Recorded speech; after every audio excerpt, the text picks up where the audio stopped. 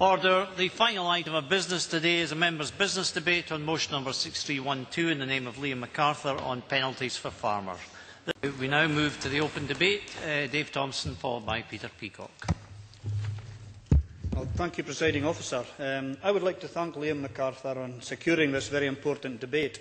I have every sympathy with farmers who find themselves in a non-compliance position, subject to penalties for breach of the support schemes, and instinctively back more proportionate penalties.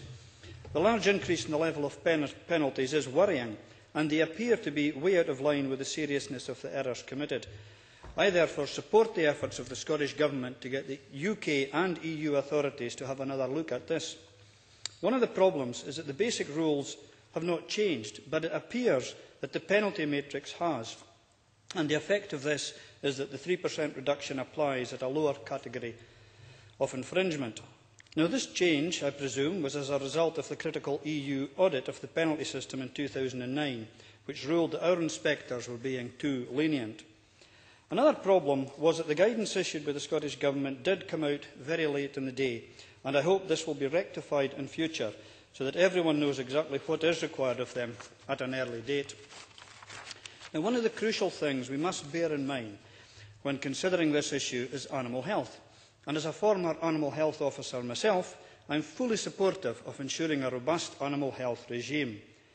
In this respect, the compliance requirements of the EU state that a case of non-compliance which constitutes a direct risk to public or animal health shall not be considered as minor. As animal health issues appear to feature quite prominently as non-compliance issues, this is important. Apparently 60% of cattle discrepancies are due to the four following reasons. Number one, movements not reported to BCMS within 3 days. Number two, passports for dead animals not returned to BCMS within 7 days of death. Number three, farm records with missing or inaccurate information. And number four, animals incorrectly tagged. Now, although these are... Yes, sir. McArthur. Intervention. I think he's been very helpfully set out the main causes and risks to animal health. But as I suggested in my own speech, there is the possibility that one could return passports for all the animals in your herd and only recall those that are subsequently identified in your herd. And presumably there are animal health implications of that scenario as well. Dave Thompson. I'm very well aware of the need for movement records to be accurately kept.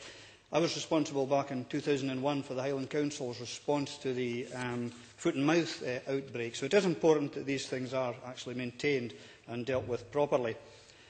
Now, although these are all animal health matters, the ones I outlined there, they will not be the only ones. Now, I'm sure everyone accepts the importance of animal health, but there's obviously a need for a debate to be had on interpretation of which breaches of the rules should fall into the minor category and which should be treated more seriously. And that's where Mr McArthur's point should maybe be picked up. Another area of contention relates to gorse and bracken claims, with some farmers misunderstanding the rules.